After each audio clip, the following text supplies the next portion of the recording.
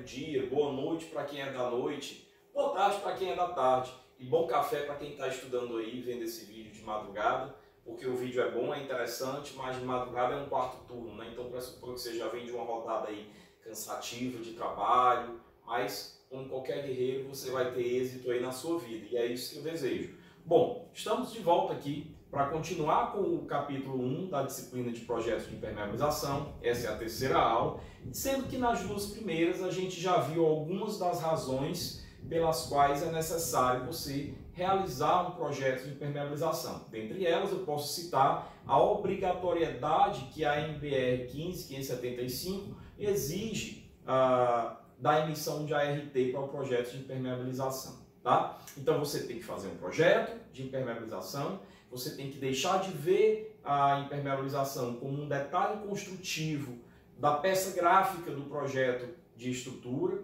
e você realmente vai ter que conhecer mais sobre impermeabilização. Nas aulas anteriores a gente viu então esses porquês, a gente viu aí a necessidade da impermeabilização, a gente viu aí algumas outras questões como um estudo de caso, mas agora a gente parte para a terceira aula e nessa aula a gente já começa a ver quais são as patologias mais importantes que são ligadas à presença da água. A maioria dessas patologias que a gente vai estudar hoje são patologias na estrutura de concreto. Professor, então você quer me dizer, eu tenho percebido isso, que essa disciplina é muito ligada à disciplina de concreto? Sim, porque a maioria das patologias que vão acontecer aqui são patologias realmente no concreto. E são as mais graves, são as que podem trazer maior risco, risco à saúde, risco à vida, risco do colapso da estrutura, e são as que realmente precisam ser reparadas com a maior antecedência possível, porque a tendência aí com relação ao custo para reforço, para recuperação, é aumentar muito à medida que o tempo passa, tá? Existem outras patologias ligadas à ausência de impermeabilização, mas que essas outras patologias, não menos importantes, porém não são vistas nessa aula de hoje por uma questão de organização didática, ok? Então vamos seguir com a aula, tá? Com a parte 3, onde eu tenho aqui o capítulo 1 ainda, Introdução à Impermeabilização. Isso aqui é só a introdução e a gente já está entrando num nível de aprofundamento muito grande, né? Então vejam parte 3 ali e a gente começa dizendo aqui, ó, quem são os causadores da corrosão, ok? Então vamos em frente. O primeiro causador, o mais conhecido que tem, a corrosão mais conhecida que tem na estrutura do concreto, nas armaduras, na ferragem, é a corrosão por carbonatação. Então vocês fiquem ligados, porque aqui eu tenho o título desse item 1.10, que é causadores de corrosão, e aqui embaixo eu tenho o tipo de corrosão, ou seja, a causa daquela corrosão, ok? Então a primeira coisa que a gente vai estudar aqui é a carbonatação. E aí eu tenho aqui nessa linha cinza uma definição da carbonatação, tá? Como não existe ali uma definição formal, a gente vai juntando aí autores, inclusive também juntando as minhas palavras para definir aqui a carbonatação. Então vamos a ela? Vamos lá. É a despassivação da armadura por ação do gás carbônico, CO2, da atmosfera, que penetra por difusão e reage com os hidróxidos alcalinos da solução dos poros do concreto, reduzindo o pH dessa solução. Bom, então vamos pegar trecho por trecho dessa definição, porque tem um mundo de coisa para falar sobre essas pouco mais de 2 linhas aqui, tá? Primeiro que você já sabe que é a passivação do concreto. O concreto ele é uma capa protetora não só pela barreira física, ou seja, pelo recobrimento, pela dificuldade física que os agentes externos têm de penetrar. E aí eu já faço uma observação, o gás carbônico da atmosfera é um agente externo. Então eu preciso dessa barreira física, mas também ele funciona como uma barreira eletroquímica, uma barreira química. Professor, por qual motivo? Porque o pH naturalmente é alcalino, ele tem o concreto naturalmente é alcalino, ele tem um pH muito elevado, da ordem de 12, 12,5, chegando até 13 de valor de pH, tá? Então um concreto ali que não esteja tanto alcalino, ele está com 12, um pH 12, tá? Então o que acontece? A partir da hora, como a gente já viu na aula passada, que a gente tem a despassivação, a gente tem, na verdade, aí uma redução, processo químico, a gente tem uma redução desse pH. E aí você passa a ter uma desproteção, né? Uma falta de proteção. O concreto, quimicamente, deixa de proteger. Ainda que ele não tenha tido qualquer degradação física, ainda que ele não tenha sofrido nenhuma desagregação, se esse concreto já tiver ali com o pH baixo, já houve ali a desproteção, ele já está despassivado. Então a carbonatação ela vai provocar isso, o gás carbônico vai provocar isso, é a despassivação da armadura, tá? Por ação do gás carbônico da atmosfera, eu acho que isso aí está bem explicado, que penetra por difusão, ou seja, é necessário para que haja a carbonatação porosidade no meu concreto, é necessário que haja permeabilidade. Então essa parte dessa definição, quando eu digo que penetra por difusão, penetra pelos poros desse concreto, tá? E reage com os hidróxidos alcalinos da solução dos poros do concreto. O professor reage com quem? Com elementos inerentes ao concreto, com elementos inerentes à cal que compõe o concreto, tá? Então eu tenho hidróxidos alcalinos, tá? Presentes no concreto, ou seja, o próprio concreto ele já oferece reagentes para, caso o gás carbônico penetre nesse concreto, ele reaja promovendo a despassivação das armaduras e, consequentemente, a corrosão dessas armaduras por conta da entrada do gás carbônico da atmosfera. Então, lembre, gás carbônico, agente externo, eu preciso ter alguma maneira de barrar essa entrada. É aí onde entra a impermeabilização. Mas vamos para frente. Professor, você colocou aqui uma imagem de cor rosa. Por qual motivo essa imagem de cor rosa? Bom, eu já expliquei para vocês que nós temos aí um indicador, nós temos uma substância indicadora, que ela indica ali o pH do concreto. Quem lembra da aula 2, essa substância é a fenolftaleína, tá? Então a fenolftaleína, ela vai ter uma coloração vermelho carmim, que é esse vermelho aqui, tá? Esse rosa, essa tonalidade, sempre que o concreto tiver passivado, sempre que o concreto tiver alcalino, com pH elevado, 12, 12,5, 13. À medida que esse pH vai reduzindo, essa coloração vai ficando mais fraca, até que quando ele chega no pH, olha só, anota esse número aí, tá? Eu quero ver você dizer esse número aí, eu vou lhe perguntar isso daí no nosso encontro virtual. 9,6. 9,6 é o valor limite que a fenolftaleína marca ou deixa de marcar a coloração vermelho carmim, tá? Então, acima de 9,6 você vai ver uma coloração, abaixo de 9,6 você não vai ver. Então, nessa ilustração, você tem essa região aqui que já perdeu a passivação, porque já não está mais na coloração. Eu borrifei aqui a fenolftaleína e essa região aqui está cinza, ou seja, aqui não está protegendo nada. Que sorte que essa ferragem, que essa armadura não está nessa região, porque se tivesse, nesse momento essa armadura já estaria sofrendo processo corrosivo. Então vejam que eu tenho aqui o gás carbônico e eu tenho a umidade. Aí, professor, onde é que a umidade entra nessa definição? Nos próximos slides você vai perceber como que a umidade atua como um vetor de aceleração desse processo, tá? Então você vai perceber isso daí. Por enquanto, você tem a incidência tão somente aqui da umidade e do gás carbônico, formando aqui uma frente de carbonatação. Anota essa expressão, pessoal, frente de carbonatação.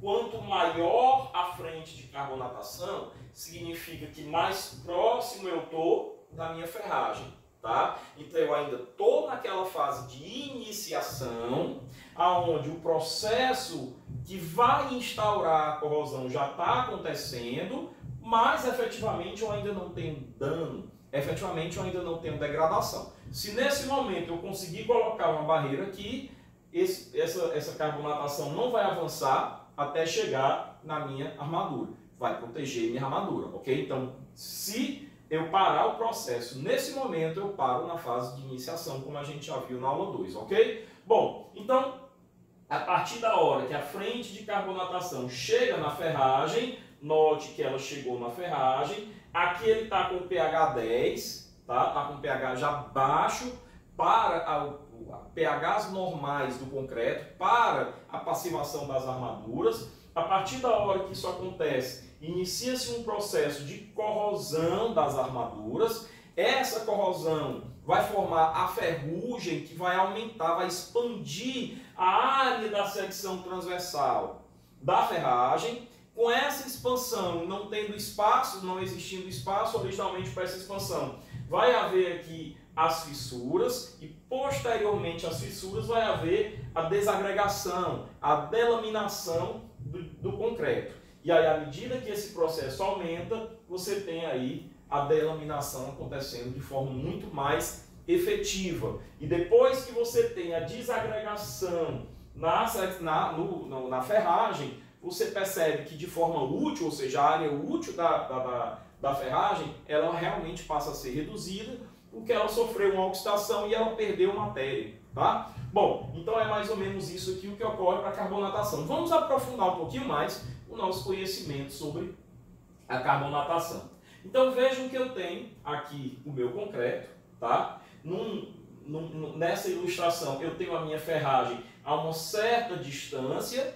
Essa distância aí seria o meu cobrimento, tá? E eu tenho aqui, pessoal, a camada passivadora. Notem que essa partezinha do concreto de coloração diferente é a frente de carbonatação, ou seja, você já tem uma parte do concreto aqui na frente despassivada, tá? Com pH baixo, vamos colocar dessa forma, porque despassivação na verdade é com relação à armadura e não ao concreto, tá? Embora eu use muito essa expressão para o concreto para demonstrar que o pH do concreto está se reduzindo. Então você tem aqui a entrada de gás carbônico corroborada com também a entrada de água, que é a umidade, tá? A partir da hora que a frente de carbonatação chega na ferragem, a camada passivadora já foi, então você não tem mais proteção e inicia-se aí realmente a fase em que você tem aí uma degradação e uma corrosão das armaduras, tá? Entrada de gás carbônico, processo corrosivo acontecendo e aqui a camada carbonatada, que é a frente de carbonatação bem maior.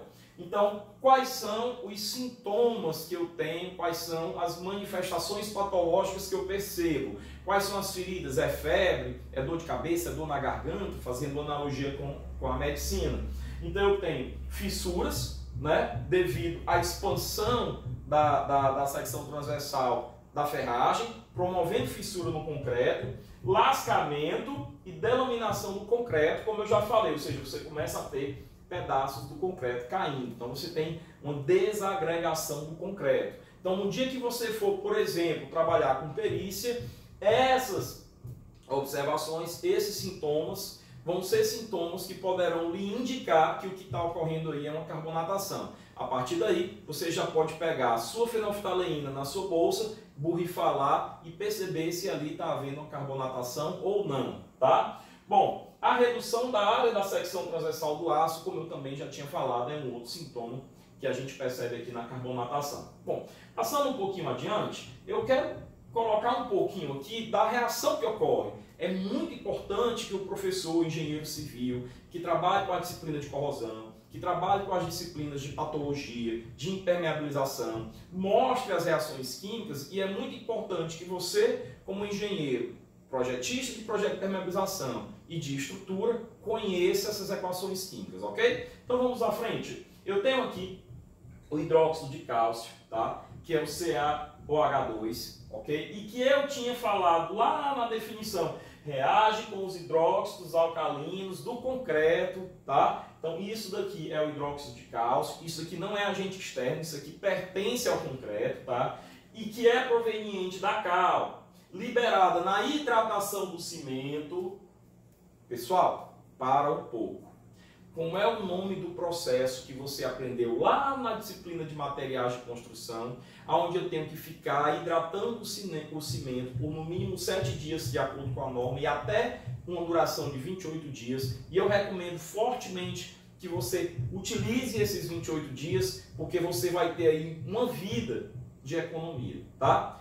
Como é o nome desse processo? É a cura do concreto, que nada mais é do que o processo de hidratação, pois a hidratação do concreto requer, pois a boa cura do concreto, a resistência do concreto, requer que você fique mantendo esse concreto molhado, mantendo esse concreto úmido. Então, esse daí é o processo de cura do concreto até que ele atinja a resistência desejada, tá? Como boas consequências de um bom processo de cura, de um processo de cura colocado até em projeto, você tem aí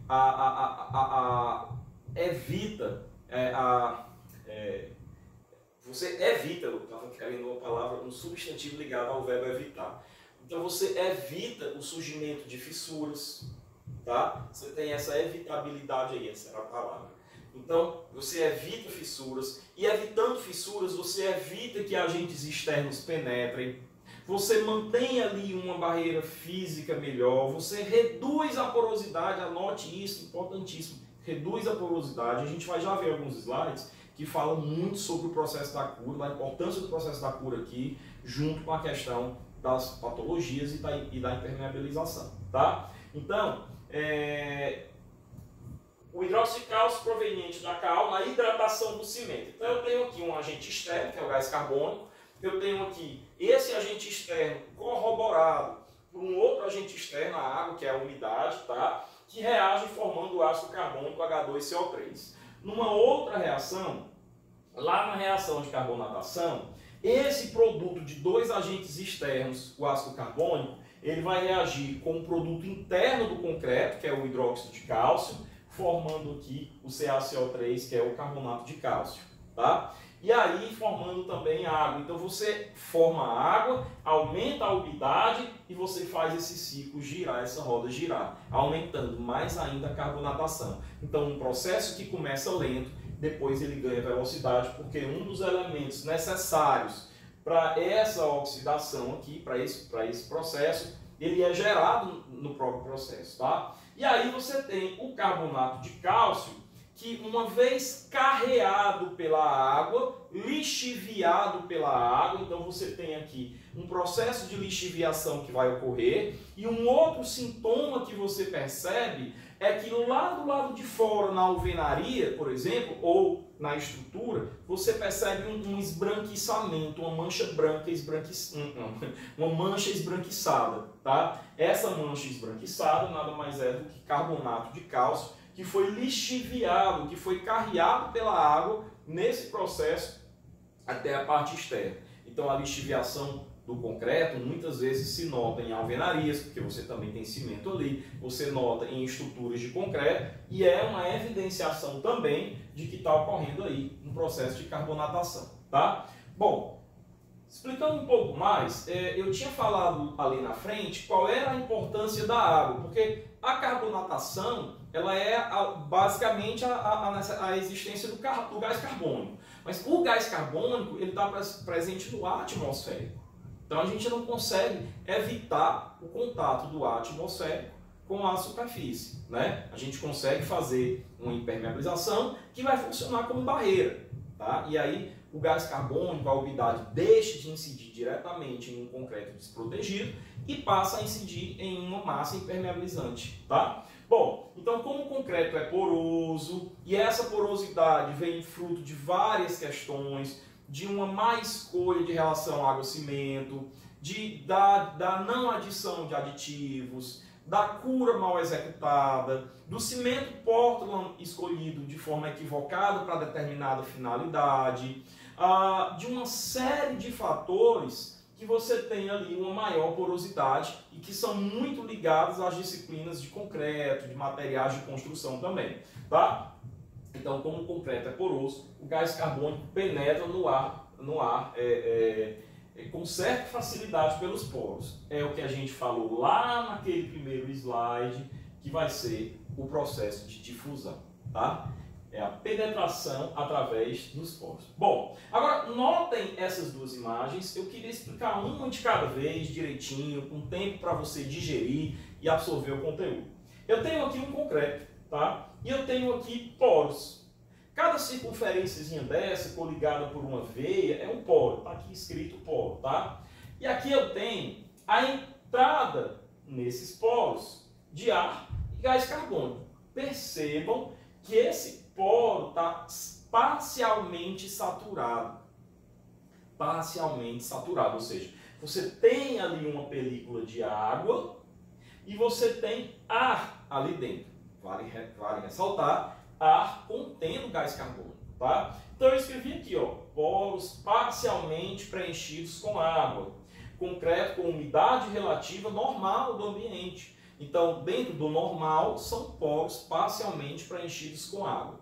Quando isso acontece, você tem aqui, ó, uma maior profundidade da frente de carbonatação. Olha para cá, perceba essa frente de carbonatação maior se for comparado a essa figura, onde a grande diferença entre as duas é que aqui os poros não estão parcialmente saturados, eles estão saturados, você está com ele totalmente cheio de água. Mas professor, então aqui não deveria ser mais perigoso?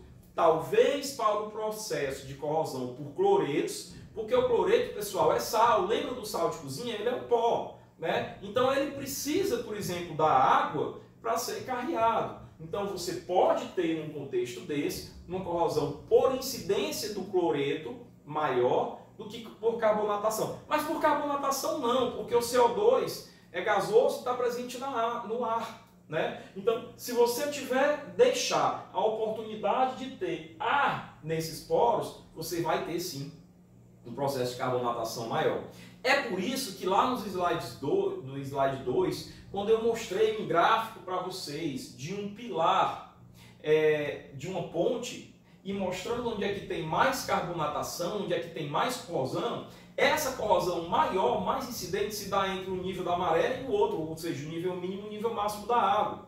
É ali onde você vai ter um processo de maior corrosão, porque ali não só você tem a incidência do cloreto da água, você tem respingo e você tem o ar atmosférico, contendo gás carbônico também, contendo oxigênio também e contendo umidade também. Então essa região é a região que mais se deteriora, tá? Que é mais ou menos o que eu estou explicando aqui. Bom, então, passando para frente, eu quero mostrar para vocês um pedaço de concreto, né? Um testemunho retirado para fazer o teste aí da fenolftaleína, né? A gente chama com um nome bonito, burocrático, né? Teste da fenolftaleína. Mas nada mais é do que você borrifar a fenolftaleína na massa, no testemunho do concreto, tá? E aí você tem o seguinte, essa parte aqui do concreto tá numa coloração realmente vermelho carmim, tá? E aí a zona alcalina é ela. Ela é a zona que está com pH acima de 9,6. Ela é a zona que quanto mais escuro, maior o pH, 12, 12,5, 13, tá? Mas vejam, pessoal, vejam que eu coloquei uma régua aqui do lado e uma parte onde a fenolftaleína foi borrifada na peça por inteiro, mas essa parte não reagiu, ficou incolor. Tá? Se ficou incolor, é porque é a zona carbonatada, ou seja, é a zona onde o pH já foi. Ele está aí abaixo de 9,6, 9, 8, talvez até um pH neutro. Tá? E aí, se eu medir essa distância aqui, eu estou medindo a frente de carbonatação. Então é muito importante você perceber, pessoal, essa relação, vejam que eu já falei da relação com a cura, embora nos próximos slides eu vou abordar muito isso, mas eu também preciso falar da relação disso aí com o comprimento. Eu vou mostrar a NBR 6118, que fala sobre projeto de estrutura de concreto, que fala sobre cobrimentos mínimos de acordo com a agressividade externa do meio. A NBR classifica o meio em função da agressividade de 4 formas diferentes, tá? Que para cada uma dessas formas, a norma exige um cobrimento mínimo. Na prática, o que é que se faz? Se faz um projeto de estrutura sem muito ligar-se para a questão da impermeabilização e o calculista vai lá, não, vou colocar aqui um cobrimento de 30 milímetros. Você vai ver que esse cobrimento de 30 milímetros ele é praticamente o menor que essa norma coloca. O menor é 25. Na situação mais suave possível. Naquela livre, cidades do interior que você não tem mar, praia, não tem incidência de cloreto, cidades pouco industrializadas, que você não tem muita incidência de sulfato, cidades pouco populosas, que você não tem muita incidência do gás carbônico, oriundo dos escapamentos dos automóveis. Então, nesse caso é 25 milímetros. Então, se você tiver 2,5 centímetros, se você tiver uma frente de carbonatação aqui de 20 milímetros, você já está beirando o início da corrosão, da fase de degradação. Tá? Então a gente tem que realmente ter atenção a tudo isso, e isso vai ser falado nessas aulas.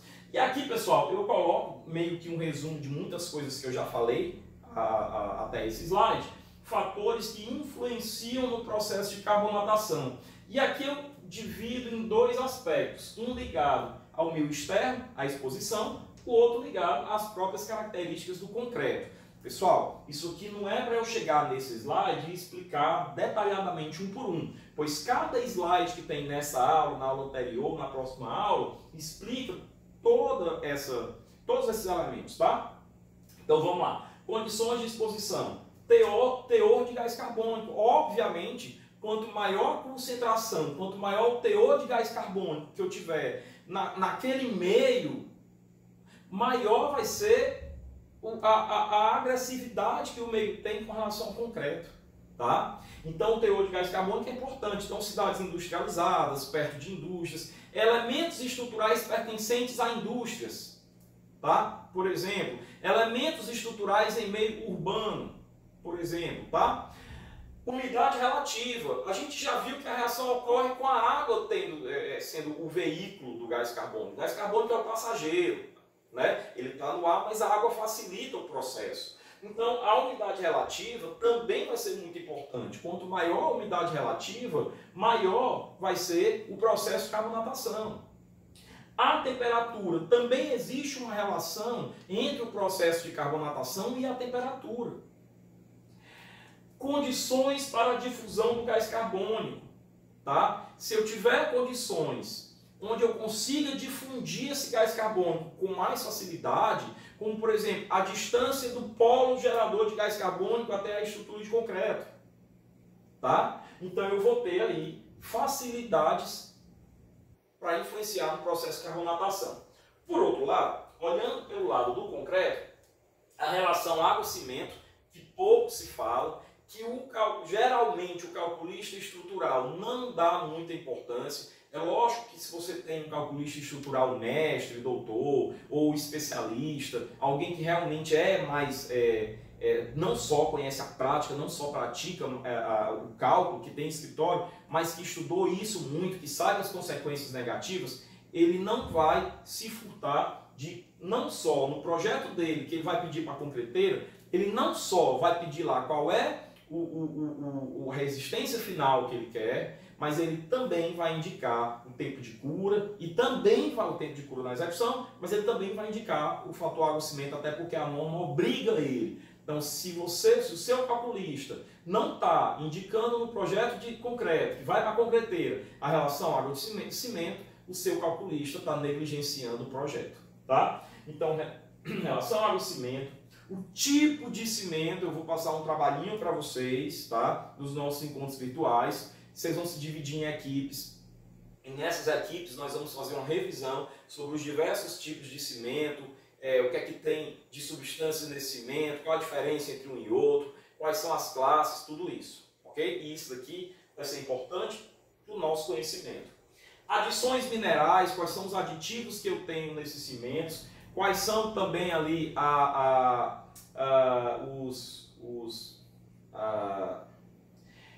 os agregados que eu estou utilizando. Às vezes você está com uma coisa na cabeça, vem outro pensamento e você não vem a palavra a tempo, né? Então, quais são os agregados que eu estou utilizando?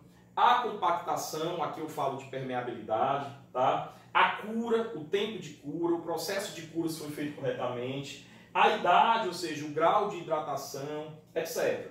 E aí eu vou ter uma reserva alcalina, ou seja, uma passividade, ou eu vou ter um sistema de poros. Então eu posso pensar, por exemplo, no aditivo que procure reduzir a permeabilidade mais do que em qualquer outra estrutura, se eu tiver com um concreto aí, por exemplo, à beira-mar, que possa sofrer a ação do cloreto. Se eu tiver um concreto aí que esteja numa indústria, numa zona industrial, que vai ter a atuação de muito gás carbônico, de muito sulfato, e dependendo da indústria de cloreto também, tá? Bom, passado isso, eu tenho, por outro lado, fatores que reduzem, fatores atenuantes. É importante que você conheça esses fatores para que você possa se valer deles para você reduzir aí o seu processo de carbonatação.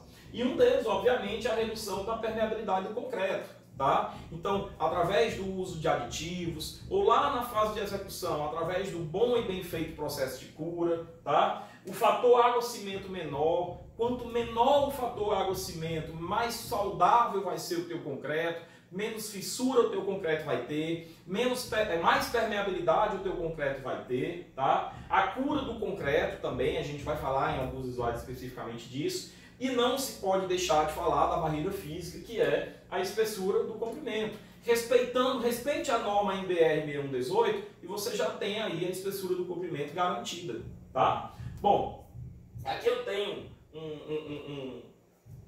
o processo, tá, da carbonatação, como é que ocorre? Então ele ocorre lá no início pela penetração do agente externo, presente no ar, que é o gás carbônico, tá? E da umidade do ar, ok? Depois disso, o que é que ocorre? O concreto é poroso, através da difusão, através da entrada por meio dos poros, através da permeabilidade, eu começo a ter ali fissuras. Então, para que isso ocorra, esse concreto tem que ser permeável. Se ele não for permeável, eu já não vou ter o início do processo. Então, eu vou estar garantindo, segurando. Então, falar de impermeabilização, pessoal, é falar também do concreto. E se o concreto não puder ser impermeável na sua própria execução, no seu próprio molde, ele tem que ser impermeável através de algum impermeabilizante, tá? E aí ocorre a carbonatação do concreto. Uma revisão daquela equação, o hidróxido de cálcio presente no próprio concreto, com o gás carbônico, forma o carbonato de cálcio, que é a carbonatação,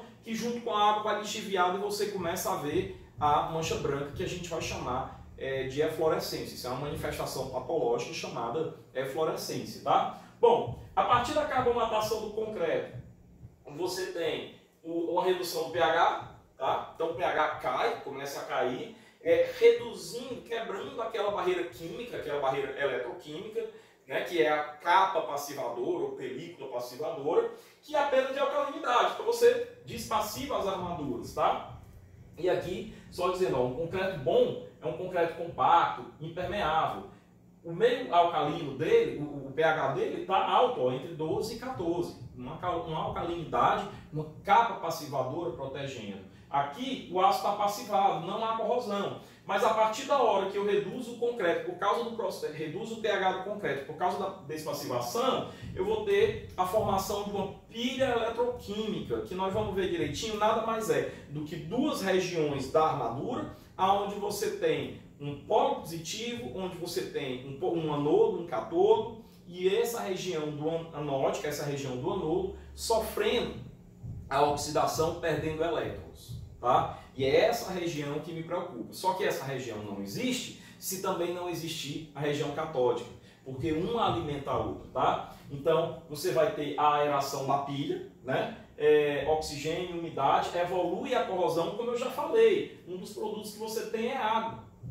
Então, isso vai aumentar o processo corrosivo, gerando fissuras e trincas, armaduras começam a ficar expostas, e aí você tem a delaminação e a fissura e a delaminação. Então você tem a queda do cobrimento, tá? E aí você já está numa fase altamente desprotegida, tá? E degradada. E aí você tem a perda de secção do aço e o seccionamento, tá? Bom, passado todo esse conhecimento da corrosão por carbonatação, a gente vai perceber que não é só o carbonato de cálcio, o gás carbônico, o CO2, que é um agente agressivo do meio externo. O meio externo, ele também pode ser muito malvado, dependendo do lugar onde você tem a sua estrutura de concreto.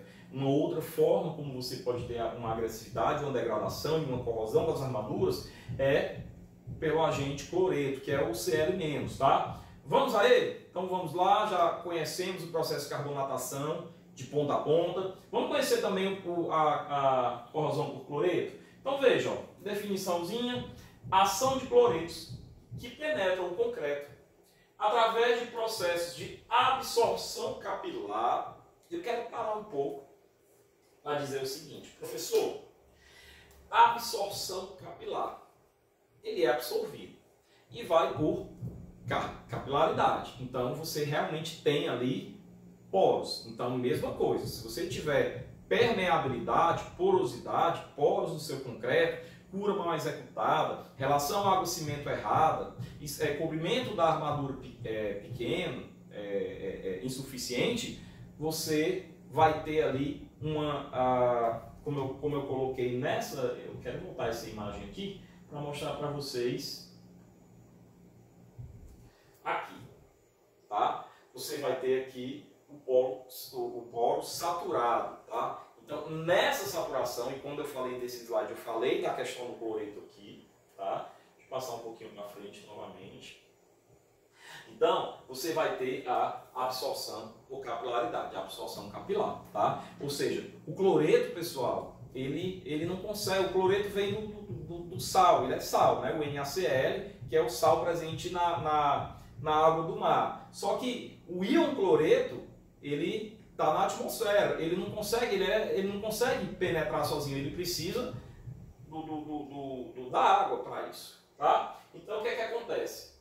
Ação de cloretos que penetra o concreto através de processos de absorção capilar, de impregnação e difusão iônica, e que, ao superarem nos poros do concreto um certo limite em relação à concentração de hidroxilas, hidroxila é o OH-, tá? Despassivam a superfície do aço. Então vejam que os elementos químicos que estão presentes aqui são distintos lá da carbonatação. Lá eu tenho como vilão o gás carbônico, aqui eu tenho como vilão o cloreto, o íon cloreto, mas que também precisa da água do H2O para poder agir, tá? Então, duas imagens rápidas que mostram pilares de pontes, de tabuleiros de pontes, expostos à água. Vejam que justamente na região acima da água, você pode dizer, professor, mas eu não estou vendo o que está embaixo da água. Mas você está vendo que aqui ele está numa condição melhor do que essa condição aqui, que aqui já foi. O estado limite aqui já foi atingido há muito tempo, tá? Então, você já tem aqui as armaduras como visitante dentro desse carro. Essas armaduras não são mais o piloto do carro, estão como passageiro, tá? Não são elas que estão resistindo aí a nada, a nenhum esforço. E você tem o cobrimento aqui já foi embora, né? A própria secção do pilar, secção de concreto, também já foi. O que está segurando aqui essa estrutura provavelmente são os outros pilares ou o conjunto de pilares. Mas esse daqui não está resistindo praticamente a nada, tá? Bom, aqui é a mesma coisa. Você nota que esse concreto está numa coloração, essas armaduras numa coloração marrom, ou seja, estão corroídas, né? Estão com ferrugem. Elas se expandem, quebram, fissuram, delaminam, fissuram o cobrimento, expulsam o cobrimento, ficando mais expostas ainda. E aí o processo passa a ter uma velocidade muito maior de deterioração, tá? Bom, olha que foto linda, né? Professor, você virou fotógrafo? Lógico que não, né? Eu, como fotógrafo, sou um excelente professor, mas fotógrafo não. Mas eu queria perguntar para vocês se vocês sabem de onde é esse lugar. Ou pelo menos, antes de eu dizer que lugar é esse, o que é que você mais vê aqui nesse lugar? É óbvio que você vê uma água belíssima, você vê aqui uma praia maravilhosa, de linda, você vê o céu azul, você não está vendo aí indústrias, você não está vendo ninguém, você não está vendo população, você está vendo um lugar totalmente desabitado, um lugar morto, né? E além desse lugar morto, você está percebendo aqui um esbranquiçamento enorme, né? Mostrando aqui muito sal. Esse lugar aí, pessoal, é o Mar Morto, tá? O Mar Morto é a maior salinidade do mundo. A salinidade do Mar Morto, que é por isso que ele tem esse nome, Mar Morto, gira em torno de 35%. Vocês vão perceber que nos outros oceanos, a salinidade, ou seja, a agressividade, né, a névoa salina, que é como a gente deve chamar, ela gira em torno de 5 a 8%. No Mar Morto ela é 35%. Tá? Então, você tem uma agressividade muito grande aqui.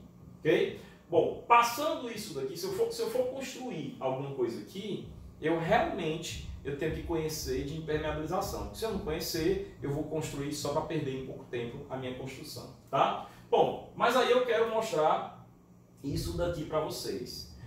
Alguns conhecem, é um lugar próximo de Mossoró, relativamente próximo. É uma praia muito conhecida, numa capital muito conhecida do moçoroense, que é Fortaleza.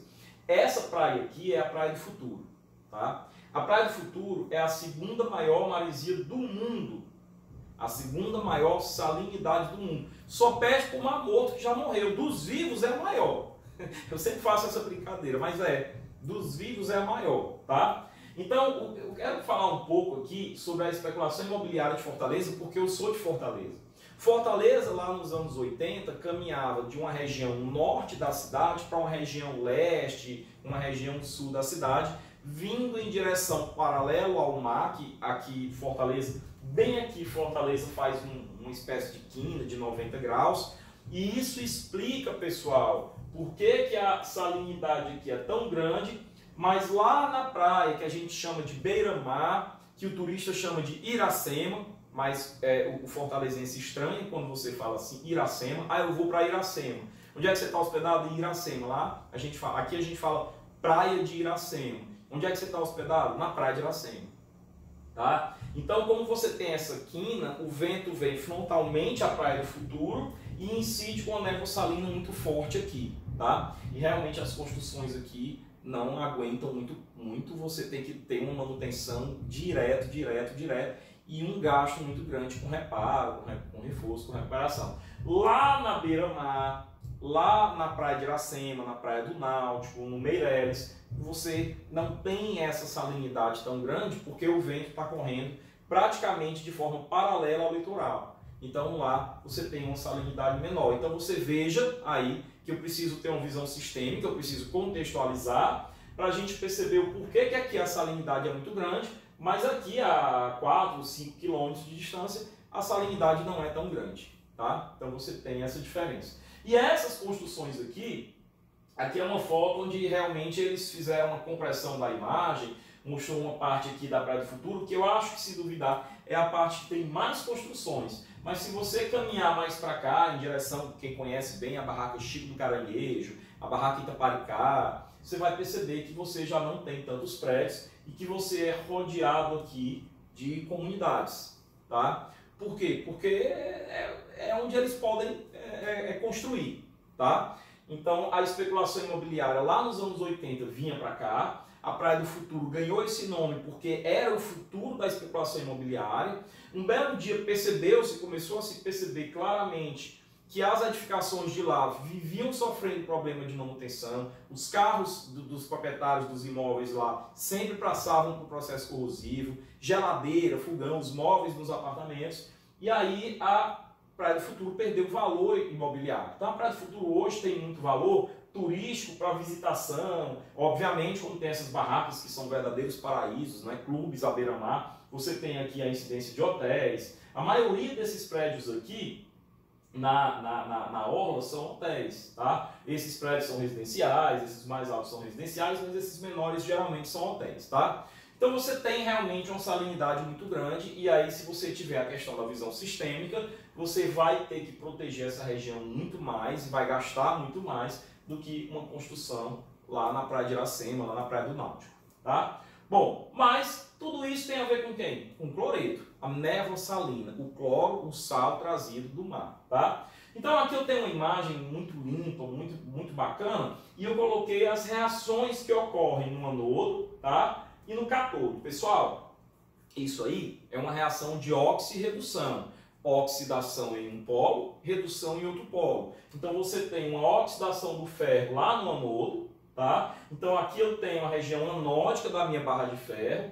Percebam que a minha barra de ferro, ela está cedendo aqui esses íons cloreto. Então você tem aqui, ó, o ferro sólido, a ferragem mesmo, né? A armadura.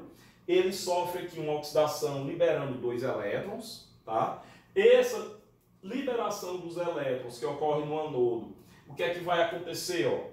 Fe2+, esse Fe2+, esse cátion, ele é aquoso, ele reage com o Cl-, com o cloro presente na atmosfera, formando o cloreto de ferro, tá? o cloreto férrico, o FeSL2, que reage com água formando o hidróxido de ferro e o ácido clorídrico.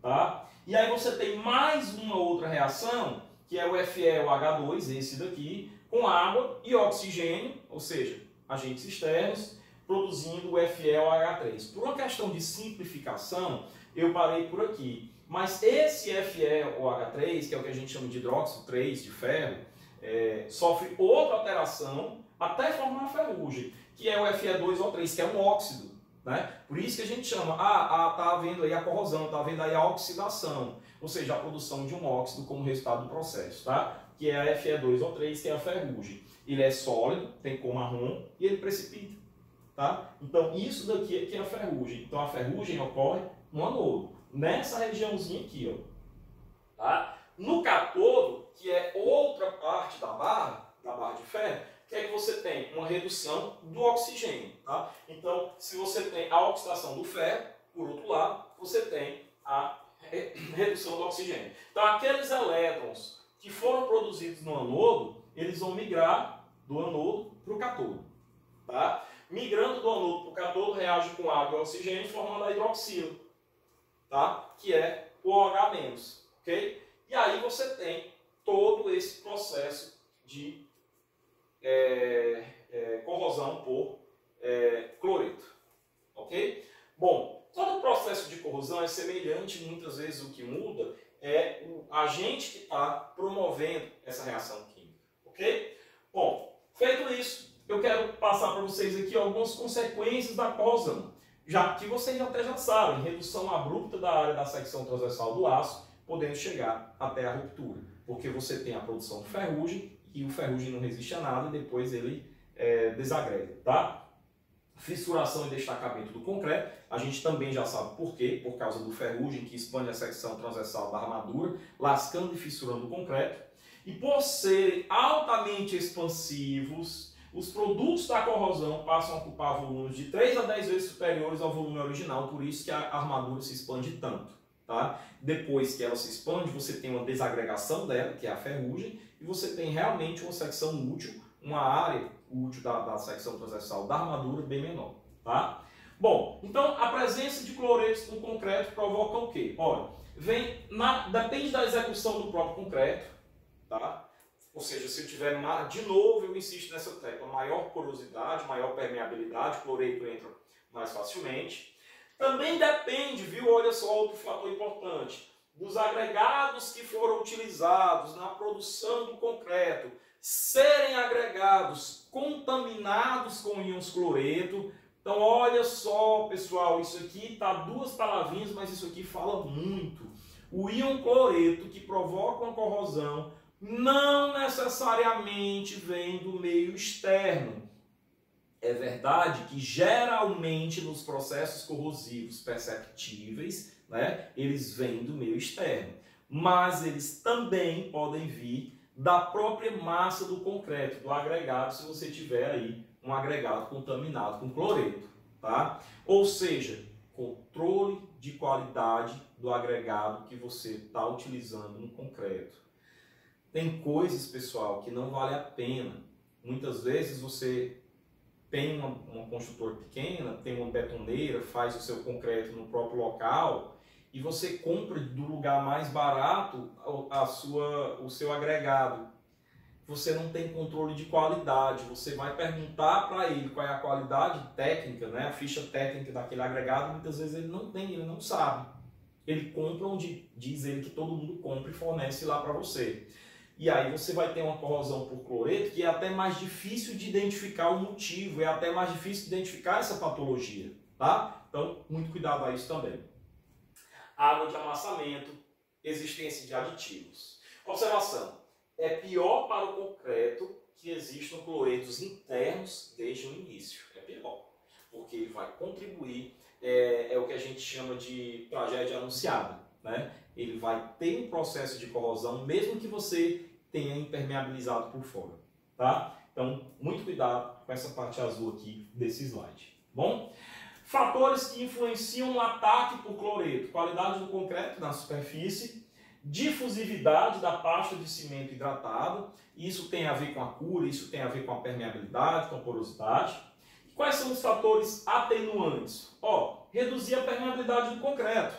Como? Usando fatores água-cimento menores, em torno de 0,3, 0,4, evitar fator água-cimento 0,5, 0,6, tá? Com a incorporação de adições ativas também com aditivos que vão proteger, uma boa cura do concreto, um bom processo de cura, um cobrimento respeitando a NBR 6118, um cobrimento adequado, aditivos que inibam o processo corrosivo, nitrito de sódio, nitrito de cálcio, os nitritos são bons aditivos para isso.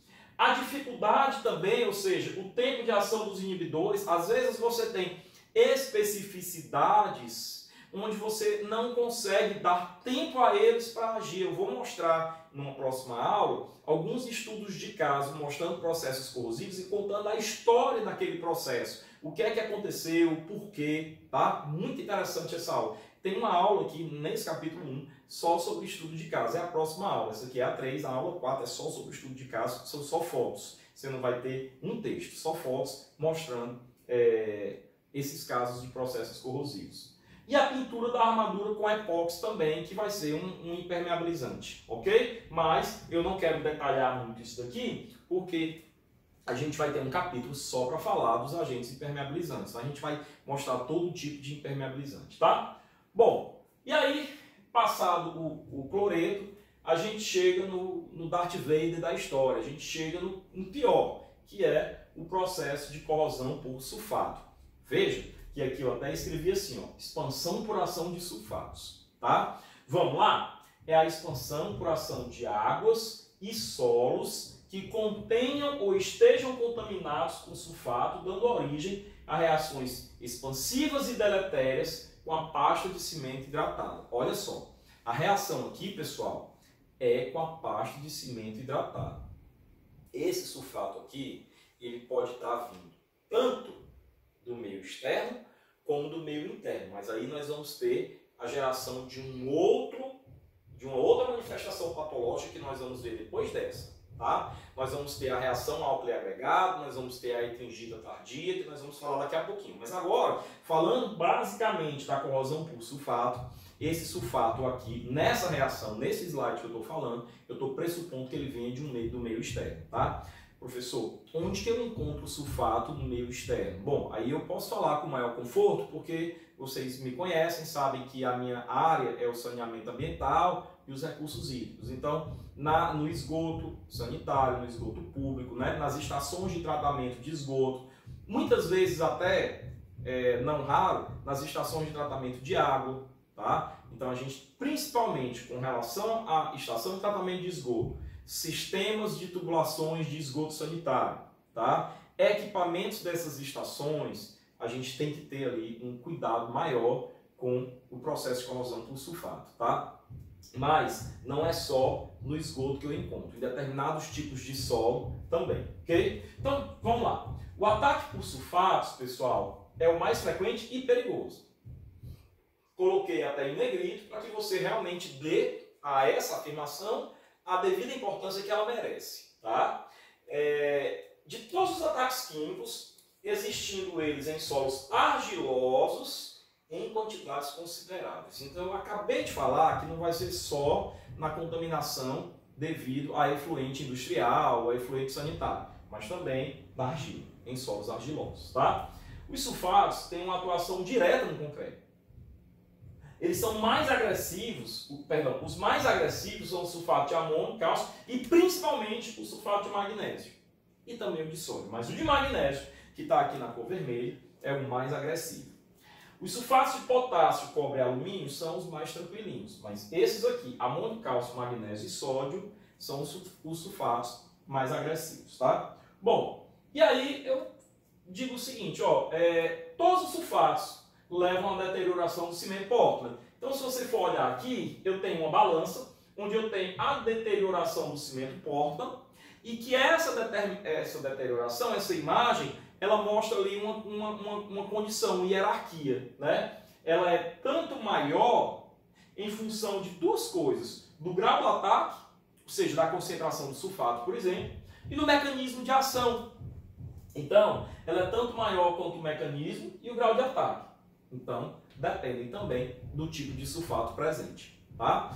Bom, ensaios de permeabilidade realizados demonstram que a água com sulfato, devido à sua capacidade humectante, penetra rápida e profundamente no interior do concreto.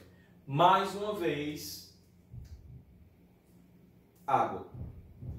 Água, impermeabilização. Ou seja, muitas vezes, se eu impermeabilizar, eu consigo minimizar ou evitar o processo de deterioração pela ação do sulfato. Tá? Bom, mas veja aqui a explicação para ele. Ó. O íon, que é o sulfato, que é o SO4 2-, pode estar presente nas águas residuárias industriais, no esgoto, tá? Em forma de solução, água novamente, diluída em ácido sulfúrico, nas águas do subsolo, nos esgotos, etc. Tá? Olha só, eu tenho aqui, portanto, a equação que vai definir. Ó, essa equação seria um pouquinho mais complicada, e aí eu preferi colocar nomes. Mas é mais ou menos assim, o sulfato, o íon sulfato, presente nesses elementos aqui, reage com o hidróxido de cálcio do concreto, tá? Produzindo gesso, que a gente vai chamar aqui de gesso primário. Tá? E aí o que é que ocorre? O sulfato, com o que a gente apelida de C3A, que é o aluminato tricálcico, na verdade seria C3AL, né? Ele reage formando a etringita expansiva, que eu vou chamar isso daqui de etringita primária, depois você vai entender que existe a etringita secundária, mas que essa etringita primária, ela se expande, ela é um produto gelatinoso, ela se expande, mas o gesso secundário. Por que secundário? Porque já é de uma segunda reação. Tá? E aí você vai ter, essa reação é expansiva, gerando elevadas tensões internas que fissuram o concreto. Tá? E aí você tem esse tipo de elemento, de cristal, que é formado aqui pelo trisulfato de alumínio, é a etringita expansiva. É uma massa gelatinosa que você vai ter ali se formando. Então, uma das formas de você perceber a expansão por sulfato é a formação de uma massa gelatinosa. Mas aí o que acontece? Veja o que eu falei aqui, ó, fissura o concreto. Tá? Lembra bem, na corrosão por sulfato você tem a fissuração, o lascamento do concreto. Então, a corrosão ocorre na pasta endurecida de cimento, ok? No concreto já endurecido, gerando um aumento de volume, desagregação e expansão, formando fissuras, e aí o concreto perde a resistência. Tá? Quais são os sintomas da corrosão por sulfato?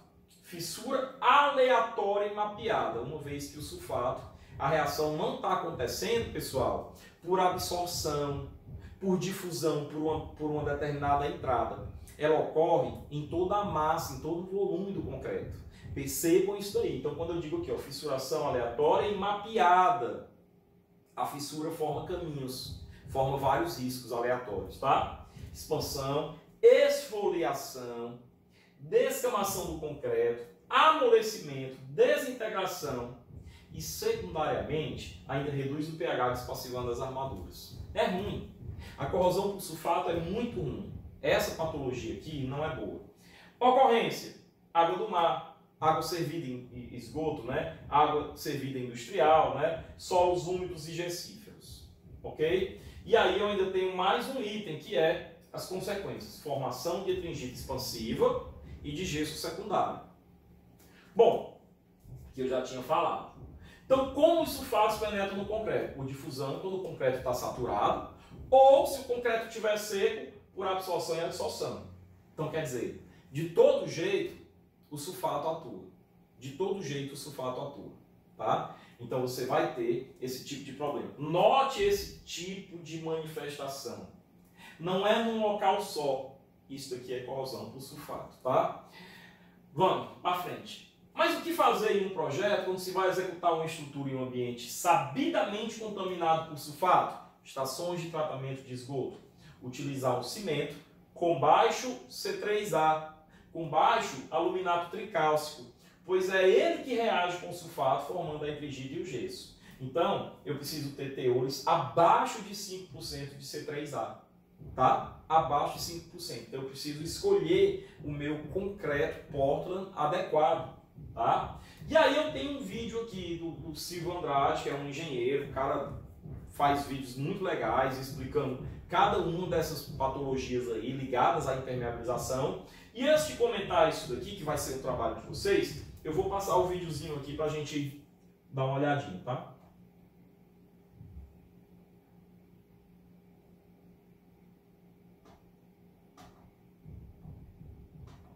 Eu não sei se isso daqui é um vídeo ou se é um link.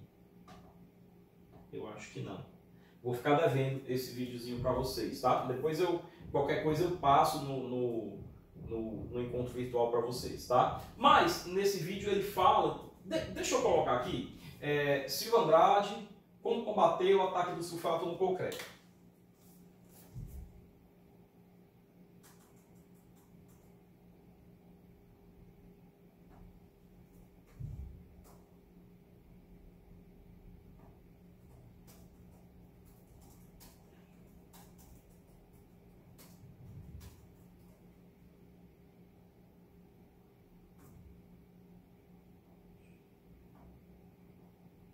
Olá pessoal, aqui é Silvio Andrade, engenheiro civil da SA Software Engenharia.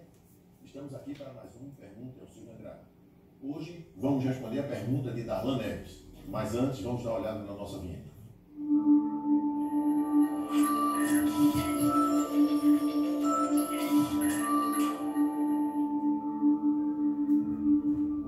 Bem pessoal, a pergunta de Darlan é a seguinte: Silvio, além do cimento RS, o que podemos utilizar para combater o ataque de sulfatos?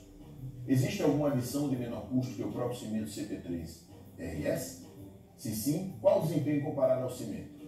Veja bem, Darlan, além do cimento RS, o cimento pozolano com teor de pozolano acima de 30% e o cimento de escória com teor de escória acima de 65% são considerados resistentes a sulfatos com agressividade moderada.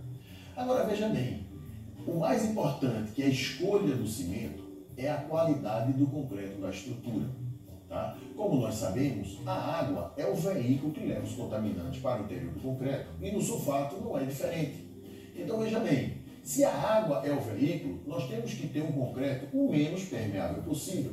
Então podemos utilizar microsílicas, metakaolin, que eles fazem? Eles aumentam a densidade desse concreto, consequentemente diminui a sua permeabilidade. É interessante também poder utilizar aditivo redutor de permeabilidade. Por quê? Porque o aditivo redutor de permeabilidade, ele promove nos capilares e vazios do concreto a formação de cristais insolúveis que deixam esse concreto impermeável. Então veja bem, com uma característica que alguns têm interessante, que é que ao longo da vida útil do concreto, se aparecer fissuras de até 0,4 milímetros, ele promove nova reação e faz os cristais, tá? Promove a formação dos cristais nesses capilares e vazios do concreto. Então, ou seja, nós temos a microsílica e o metakaolin, que promove a melhoria desse concreto quando ele está...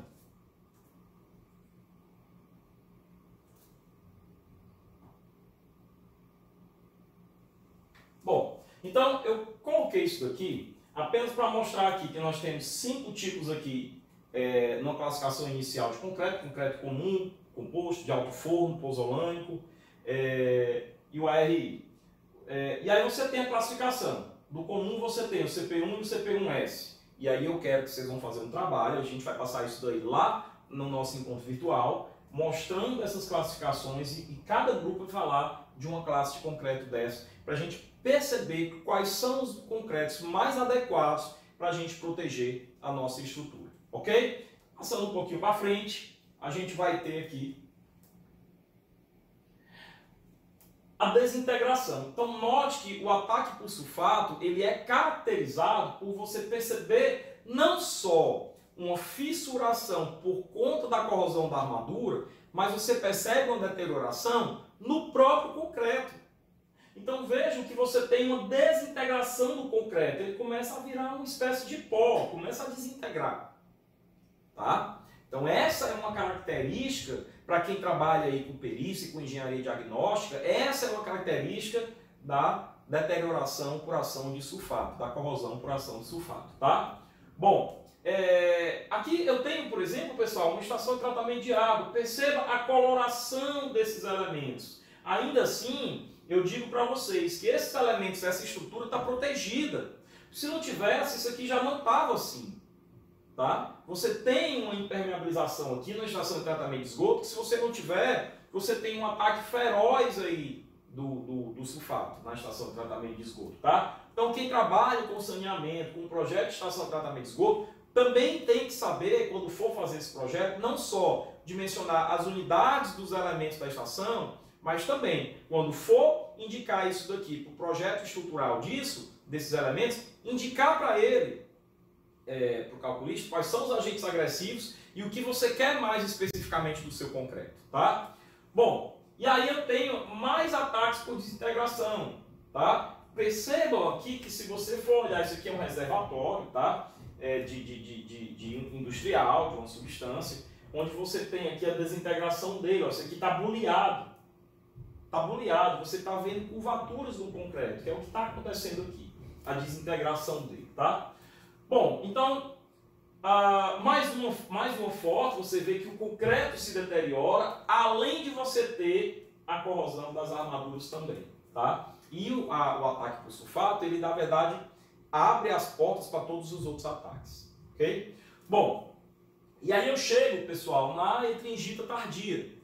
Mais uma manifestação patológica para a gente dar uma estudadazinha aqui. Então vamos lá. Olha o nome etringita tardia. Lembra que no ataque por sulfato, quando você tem a reação com o C3A, que eu vou mostrar aqui para vocês, ó, você tem como formação do sulfato com o C3A a etringita expansiva, que eu lembrei para vocês, ó, pessoal, vamos chamar isso aqui de etringita primária, tá? Por quê? Porque vai ter também a etringita secundária, que é a etringita tardia. Aí eu vou passar isso aqui para lá de novo, tá? E aí eu vou ter esse slide aqui, dizendo o seguinte: a formação da etringita tardia vem sendo tratado na literatura como um tipo especial de ataque por sulfato interno. Eu falei isso para vocês. O ataque por sulfato propriamente dito, dos slides anteriores, é um sulfato de fonte externa, vindo de solos argilosos, vindo de estações de tratamento, né? Na verdade de efluentes industriais, de efluentes de esgoto, tá? Aqui não. Aqui a fonte do sulfato, a diferença é essa, é aonde, ó, o próprio cimento, tá? Então a diferença dessa etringita tardia para o ataque por sulfato que gera a etringita primária ou etringita expansiva, que é o que vai causar toda aquela fissuração, aquela degradação do concreto. A diferença é a fonte do sulfato, que aqui é nos próprios elementos do concreto. Aonde? Vamos ver.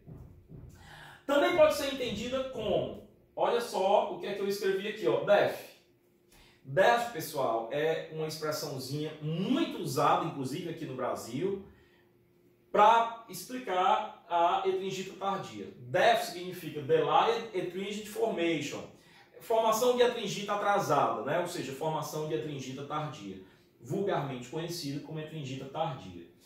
É a expansão do concreto, ou seja, não deixa de ser uma etringita que também é expansiva, tá? Só que agora, ó, já curado, ou seja, o concreto duro, não é informação, aquela reação da etringita ocorre já no momento da hidratação do cimento, aqui não, aqui é no concreto já curado, favorecendo o aparecimento de fissuras mapeadas, aleatórias novamente, que ao longo do tempo deteriora o concreto. E isso daí é a etringita tardia. Bom, ela é uma patologia muito rara, porque tem uma questão aí de que, eu vou mostrar nos próximos slides, a etringita tardia se forma quando a etringita primária não se forma. Professor, você explicou bem? Expliquei. A etringita primária não se forma. Mas, professor, em que situação a etringita primária não se forma? Quando você vai ter o processo de usinagem do concreto numa temperatura muito elevada por qualquer fator externo, acima de 60 a 65 graus Celsius. Tá? Então, nessa temperatura, a etringita primária não se forma. Aí você diz, eu estou livre da etringita, daquela formaçãozinha do gel. Vamos entender aqui, tá? Diferente da etringita primária, a DEF ocorre em concretos já curados, já duros, tá? Quando expostos a elevada umidade e temperatura superiores a 65 graus. Tá? Então, veja, se forma logo após a mistura do cimento com água na hidratação do cimento. Tá? Quem é etringita primária? Esqueci de ler isso aqui, né? Mas assim, para eu falar de etringita tardia, que é a etringita secundária, eu tenho que falar sobre a etringita primária. A etringita primária se forma logo lá na mistura, na hidratação do cimento. Ela contribui para o enrijecimento, perdão, para a pega e para o aumento de resistência inicial da pasta. Provém das reações da hidratação do cimento, do clinker do cimento com gesso misturado ao cimento formar a etringita. A etringita primária. Então a etringita primária, ó, álcool sulfato, trisulfato de alumínio, cálcio hidratado. É o nome dela, tá? Bom, mas aí vejam essa sequência aqui que eu quero explicar uma coisa para vocês. Essa sequência diz o seguinte: como é que se dá a formação da etringita secundária, da etringita tardia, da DEF, né? Primeiro, quando o processo de hidratação do cimento, por qualquer razão, ocorre numa temperatura muito elevada, acima de 60 graus, acima de 65 graus. Tá? Quando isso acontece, não vai haver a formação da etringita primária. Não vai. Então não formará a etringita primária. Mas, professor, então o que é que se forma? A que se formou antes da cura, acontece o quê? Vai ser decomposta. E nessa decomposição, ela vai formar tardiamente a etringita secundária. Então olha que interessante, pesquisadores acreditam que sob altas temperaturas de cura, nós estamos falando lá na hidratação do cimento, a etringita primária não se forma. Ou que, ainda que ela se forme, ela é destruída, que é o que eu quero dizer aqui com essa decomposição. Tá? Então você vai ter aí, segundo a ciência consegue compreender do processo hoje, que se o processo for feito na umidade e numa temperatura elevada, a etringita tardia, a etringita primária, numa primeira hipótese, não se forme, ou numa segunda hipótese, ela até se forma, mas ela é destruída e ela é composta em outras substâncias. Tá? Então, isso daqui é sobre a etringita primária. Bom, a DEF é uma reação endógena. Professor, o que é uma reação endógena? Bom, fatores endógenos, aqui aos olhos da engenharia diagnóstica, são fatores ligados às fases lá da construção. Pode ser projeto, pode ser material utilizado inadequadamente, né? Como por exemplo, em algumas reações, o agregado que não foi feito o controle de qualidade.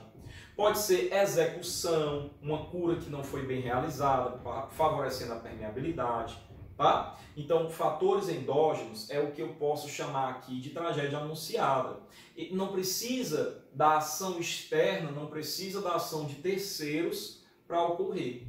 Por isso que quando eu comecei a falar aqui de etringita tardia, eu falei, ó, do sulfato presente no próprio concreto. Né? Do sulfato presente no próprio concreto. Mas eu ainda não falei aonde que esse sulfato está. Vou chegar lá. Mas é endógeno, ou seja, o processo da etringita tardia, nesse caso, vai acontecer. Tá? Ou tem tudo para ser desencadeado. Não precisa, por exemplo, haver falta ou falha de manutenção. É um processo endógeno. Professor, por sua vez, o que é um processo exógeno? O que é uma manifestação patológica ou patologia exógena? É aquela que ocorre por ação de terceiros. Por exemplo, uma fissura que ocorreu por uma ação física, um carro que colidiu. Tá? Ou pela falta de manutenção. Isso aí é uma falha. Né? É uma falha. Mas como não é endógeno, aqui como não é interno, eu estou colocando a falha aí, para ser um pouquinho mais didático, como um processo externo. Tá? Mas aí é uma falha. A falta de manutenção é uma falha. Ok? Bom, então basta experimentar. Todos os elementos estão lá. Basta experimentar um aumento de temperatura e umidade lá na fase da pega, da cura, da hidratação do cimento, que se inicia o processo de expansão do interior do concreto. Tá? Bom, então, a ocorrência da etringita tardia, por se tratar de uma manifestação patológica rara, é preciso ressaltar isso, pouco comum. Pessoal, isso aqui é muito parecido com a medicina. Nós estamos mostrando aqui várias patologias. O que é que eu quero com essa aula? Que você saiba identificá-las quando você se encontrar com numa vistoria sua, numa perícia sua, tá? Então veja, peças pré-moldadas que foram curadas em altas temperaturas, como por exemplo cura a vapor. Ou em concreto massa, quando o calor de hidratação é muito alto e se essa dissipação não for eficiente, não for adequada, teremos as condições de não formação de efringita primária ou de destruição dela, com a consequente formação da efringita tardia na cura do concreto. Tá? Então essas aí são as hipóteses, então já dá para notar que a efringita tardia é uma patologia mais rara e que só vai ocorrer quando a mistura, a hidratação do concreto foi feita por algum fator externo a altas temperaturas. Tá? Bem, então, em resumo, para que ocorra a efringita tardia, para que ocorra a DEF, eu tenho que ter uma combinação de alguns elementos. O primeiro, presença de água. Tá? Segundo, alta permeabilidade, para que o sulfato possa passar através dos poros. E o agregado contaminado por gipsina ou liberação de sulfato. Tá? Então, vejam que eu estou falando aqui de agregado, ou seja, o sulfato no seu concreto vai estar presente dentro do agregado. Foi por lá que ele entrou. É assim que eu vou ter a efringita tardia, tá? Bom, olhem algumas fotos. Eu quero mostrar o seguinte, professor, isso aqui é apavorante. Isso aqui é o subsolo de um edifício. Esse edifício é em Fortaleza. Por uma questão ética, né, de preservação de todos, a gente não menciona aqui, em cada foto que eu for mostrar, eu não vou mencionar que edifício é esse. Mas, um belo dia, percebeu-se que esse edifício, o piso sobre esse edifício, o piso acabado, estava tendo fissura. Não foi recalque, não foi nada disso. O piso acabado sobre esse bloco de fundação estava fissurando. Aí os caras começaram a perceber o que está acontecendo aqui. Será que é alguma infiltração que está tendo aqui? É a primeira desconfiança natural, né? Será que é alguma outra coisa? Aí eles começaram a quebrar o piso e começaram a ver essa fissura mapeada. Aí quebraram ao redor, veja que aparece aqui até as estacas. E você percebe que tudo isso daqui estava fissurado. E é uma fissura mapeada. Isso aqui é um subsolo, a temperatura aqui é elevadíssima, foi isso que aconteceu. Tá? Essa foi a causa da formação da efringita tardia. O bloco foi moldado no local, mas a uma alta temperatura. Note aqui os dedos do funcionário entrando na fissura. Isso aqui não é uma fissura, aqui é uma rachadura. Tá? A fissura tem uma espessura menor. Professor, e qual é o prognóstico disso aqui? Ou seja, qual é a consequência se eu não fizer nada? A consequência é bem simples. Esse bloco aqui tende a quebrar, né? Em algum momento essas fissuras vão aumentando, pedaços do bloco vão quebrar, o bloco deixa de fazer o seu papel de elemento de ligação entre o pilar e as estacas, e aí você vai ter o afundamento desse pilar para cima das estacas. E você pode ter o colapso do prédio. Esse é o problema, essa é a consequência de um agregado sem controle de qualidade. Então, se você olhar para essas fotos, já foi feito o reparo, foi fechado, tá? Há um tratamento aqui, mas aí também não é assunto, nós estamos ainda no primeiro capítulo do curso, tá? E depois vai ser fechado. Mas olha a gravidade do que pode acontecer por conta da efringita tardia, tá? Bom, uma relação que eu quero deixar claro para vocês. Tanto a formação da efringita primária, devido ao ataque externo de sulfato, tá? Não é a efringita primária e gesso que formam um ataque externo de sulfato, como a DEF, que é a efringita secundária, promovem a deterioração do concreto. Mas elas não possuem relação uma com a outra. Uma vez que uma delas vem pelo sulfato externo, a outra vem pelo sulfato interno, que está lá presente no agregado. Elas têm causas diferentes, tá? E elas têm origens diferentes. Lá na disciplina de engenharia diagnóstica, você vai entender qual é a diferença entre causa, origem e mecanismo de ação. Elas têm causas diferentes, tá? Bom, e aí eu coloco aqui, ainda, isso aqui é uma imagem do vídeo que eu peguei do Silvio Andrade, você vê claramente a diferença do ataque por sulfato, que é acompanhado pela deterioração do concreto, do ataque da efringita tardia, que são só fissuras mapeadas. São diferentes. Agora, cuidado com esse meu só. Só que eu digo é no sentido de principalmente você ter uma manifestação aí, um sintoma. Mas que esse sintoma pode ser muito mais grave até do que esse. Tá? Então, são duas manifestações patológicas diferentes que têm causas diferentes. As duas se originam do sulfato, mas por entradas, por acessos diferentes. Externo e interno. Tá? Bom, e aí eu tenho a última reação de hoje, que é a reação álcali agregado, que muitos chamam, pessoal, professor, eu não conheço como reação álcali agregado, eu conheço como reação álcali-sílica, enquanto aqui você tem uma abreviatura RAA, reação álcali agregado, tem gente que chama de RAS, reação álcali-sílica. Qual a diferença? Na verdade, a reação álcali-sílica é um tipo de reação álcali agregado. É uma relação de gênero e espécie. Nós vamos ver isso aqui, tá? Então, a reação álcali agregado é um termo que se refere a um processo químico que ocorre no concreto, curado também, em idades tardias, só que não é com sulfato. Está muito parecido com a hidrogida tardia. É no concreto, já é curado, mas não é porque eu tenho sulfato no agregado, não é porque eu tenho uma reação tardia. É porque eu tenho íons hidroxilas associados aos álcools de sódio, Na2O, de potássio, K2O, tá? Do cimento no agregado reativo. Então vejam, opa, o que eu fiz aqui? Pronto, então vejam. Para entender a reação álcali agregado, precisamos falar sobre o tal do agregado reativo que está aqui, tá? Então vejam, é aquele cuja fase mineralógica, o agregado é um mineral, né? Areia, argila é um mineral, contém a sílica amorfa que não tem forma, né? Então, olha só, se contém sílica amorfa, apesar de manter ali uma certa constância de composição química e de característica física, apresenta uma organização não cristalina dos minerais, classificados, portanto, como mineraloides. E aí, como eu tenho uma organização não cristalina, é aquela que não possui estrutura interna ordenada, embora seja sólido. Então é meio que sólido, mas não é. É o que você tem aí como não cristalina, por isso que o nome disso é mineraloide.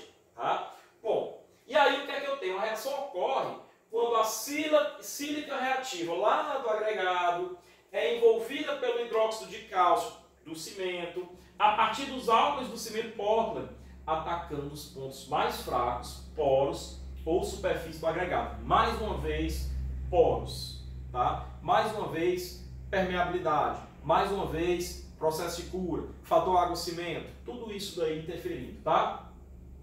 E entre os agregados reativos mais comuns estão o opala, a calcedônia, cristobalita, tridimita e o quartzo microcristalino. Criptocristalino deformado. É porque tem o quartzo microcristalino e o criptocristalino, tá? Esses aí são os agregados reativos mais comuns. E como ocorre a reação álcali agregados? Vejam que eu tenho um triângulo, então eu preciso da existência de 3 vértices aqui, tá? No primeiro, eu tenho que ter quantidade suficiente daqueles óxidos alcalinos lá no meu agregado, tá? O Na2O ou o K2O, tá? Então, alguns agregados têm esses óxidos de forma mais presente, como o opala, aqueles que eu falei. Eu tenho que ter areia ou pedra reativos, tá? E aí, basta eu já ter quantidade suficiente de óxido e areia ou pedra reativa, que na presença de água já vão formar um gel reativo. Então, já há a formação de um gel. Professor, então quer dizer que a maneira como eu consigo identificar a reação álcali agregado é pela presença pela percepção de uma camada gelatinosa? É. Só que aí você tem o seguinte, ó, o gel reativo e o terceiro elemento, que é a umidade, líquido ou vapor, tá? E o terceiro elemento, você vai ter o gel reativo com a umidade, você vai ter a expansão desse gel, tá? E é aí onde você começa a ter as fissuras e a degradação, tá? Então o processo que ocorre no concreto não é uma corrosão da armadura, é um processo que ocorre no concreto, mas que vai ter como consequências os mesmos pontos negativos, os mesmos aspectos que uma corrosão de armadura. Eu posso ter até o colapso do concreto. Então eu preciso garantir que isso não ocorra, tá? Então, por exemplo, Se eu eliminar esse polo, a umidade, eu evito essa expansão. Tá? Então eu evito o aumento, o incremento do problema. Tá?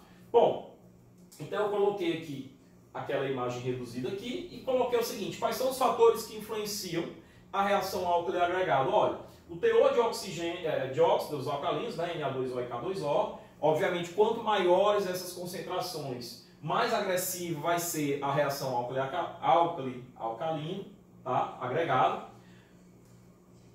O tamanho do agregado reativo, quanto maior for a superfície específica do agregado, mais rápida e mais agressiva será a reação álcool e alcalino, álcool e agregado. Então eu tenho que ter aqui um controle de qualidade do agregado que eu estou utilizando.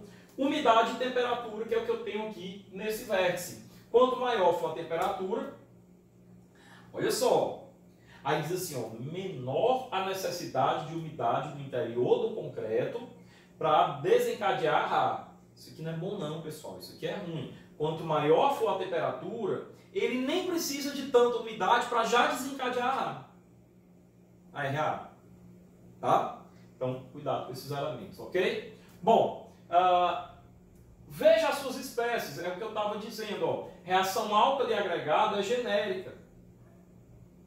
Veja as espécies que ele tem: álcali-sílica, álcali-silicato e álcali-carbonato. Então, muitas vezes a gente usa o nome reação álcali-sílica, RAS, que é a espécie do gênero RA, RA, tá? Ocorrência: como existe uma dependência da umidade, esse tipo de patologia é mais comum em obras expostas à umidade e obras hidráulicas. Tá? E aqui eu tenho, pessoal, os sintomas da reação álcool e agregado. Como eu tenho um gel expansivo, eu tenho uma eflorescência. Esse gel é carreado, tá? Então, a eflorescência do gel expansivo, uma descoloração do concreto, um preenchimento de poros com material esbranquiçado em gel, que é a eflorescência, tá? Microfissuras preenchidas com material esbranquiçado. Consequências: formação de gel de sílica, ou gel sílico-alcalino, que é o gel expansivo, absorção de água por osmose, expansão, preenchimento dos poros e aumento de tensão, fissuras, perda da resistência do concreto e interfere reduzindo na durabilidade do concreto. Então o problema aqui, em nada foi citada a ferragem, o problema aqui vai ser no concreto. Bom, professor, parece que eu já vi isso aqui antes, né? Então a RA é uma patologia que se confunde muito se eu simplesmente vir as fotos com a patologia da epingita tardia. Causas diferentes, tratamentos diferentes.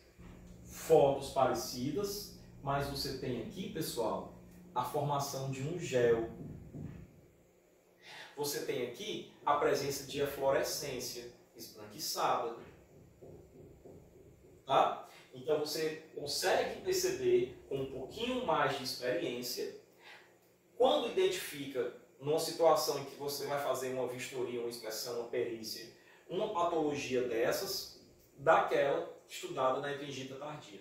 Tá? Bom, então aqui eu tenho uma espécie de resumão, pessoal, de algumas dessas manifestações, para que a gente consiga entender. Eu vou deixar isso daqui para vocês estudarem melhor em casa, mas eu quero mostrar alguns aspectos dessa imagem. Eu divido aqui na coluna da esquerda, predominantemente azul e verde, com intrínsecas ou endógenas, que eu já expliquei para vocês agora há pouco o que é. Causas endógenas. E aqui as extrínsecas ou exógenas, que vêm de fora. Falha de manutenção, falta de manutenção, terceiros, tá? Dentre as endógenas, essas aqui que eu estou colocando, aqui está escrito causas naturais, causas humanas.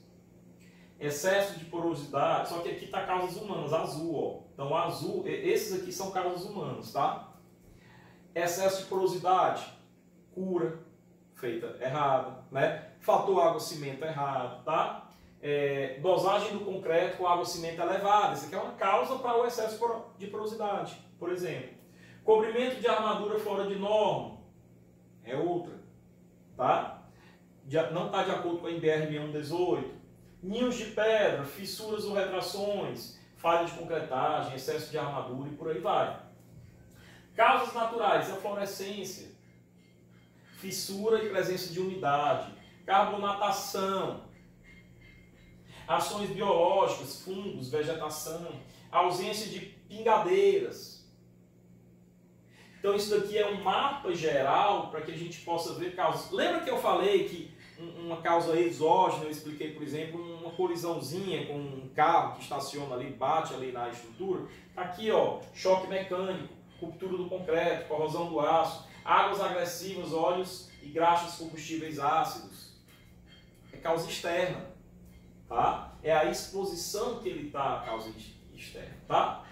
Bom, e aí o último item desse vídeo é a agressividade do meio. E aí agora que a gente já conhece direitinho essas patologias, eu quero mostrar aqui, pessoal, o que é que diz a NBR 6118, Projeto de Estrutura de Concreto, com relação a tudo que foi falado nessa aula. Pessoal, impermeabilização tem tudo a ver com concreto.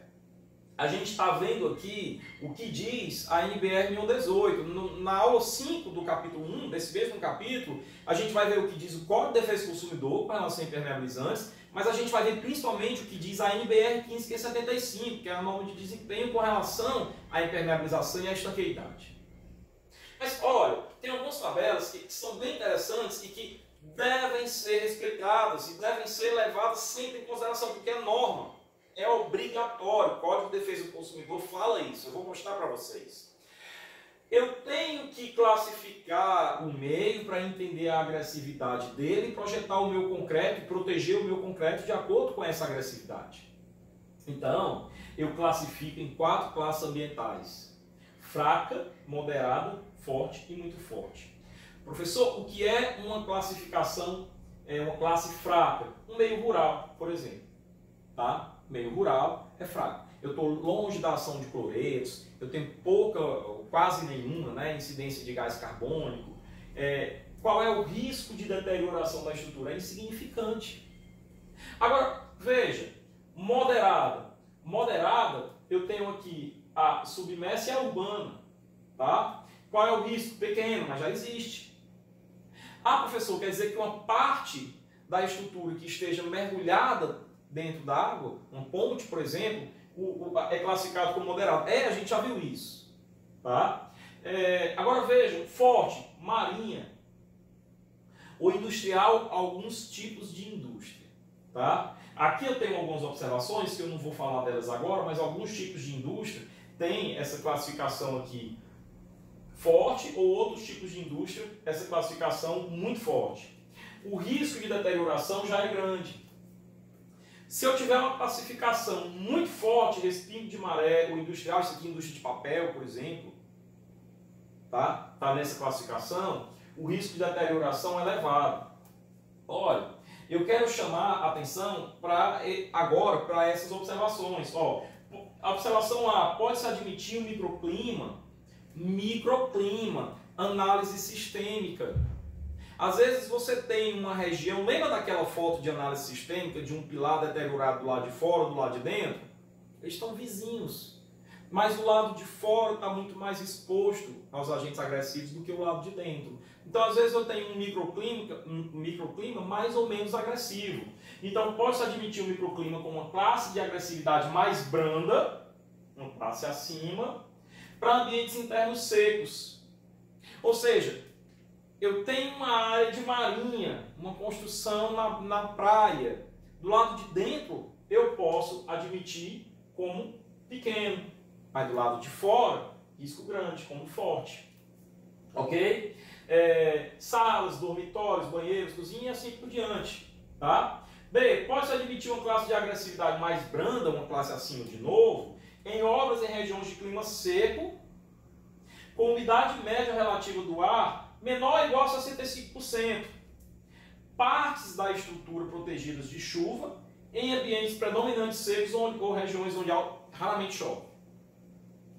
Leia esses detalhes, porque é aqui que você, por exemplo, pode economizar nas partes protegidas, nas partes internas. Agora olha o C. ambientes quimicamente agressivos, tanques industriais, quem vai trabalhar com saneamento, quem vai trabalhar projetando ED, quem vai trabalhar com projeto de indústria, galvanoplastia, branqueamento em indústrias de celulose e papel, armazéns de fertilizantes, indústrias químicas, etc. Tá? Veja a tabela, pessoal.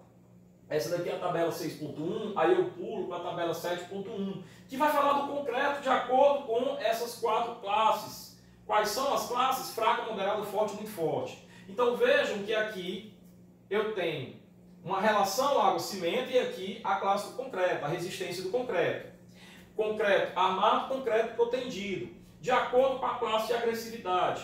Pessoal, se eu estiver na classe 3, estiver construindo Praia do Futuro, que eu posso até, se quiser, por ser mais seguro, considerar a classe 4, porque é segurança, mas ali é classe 3, eu tenho que ter uma relação água-cimento, se for concreto armado, menor que 0,55.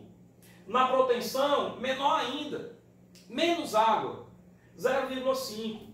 Se for para a classe 4, muito forte, menor, o concreto armado, menor que 0,45. Você tem que pedir isso para a concreteira. Você tem que especificar isso no seu projeto de estrutura. Agora que você sabe que você vai fazer um projeto de impermeabilização, você precisa especificar isso no projeto de impermeabilização.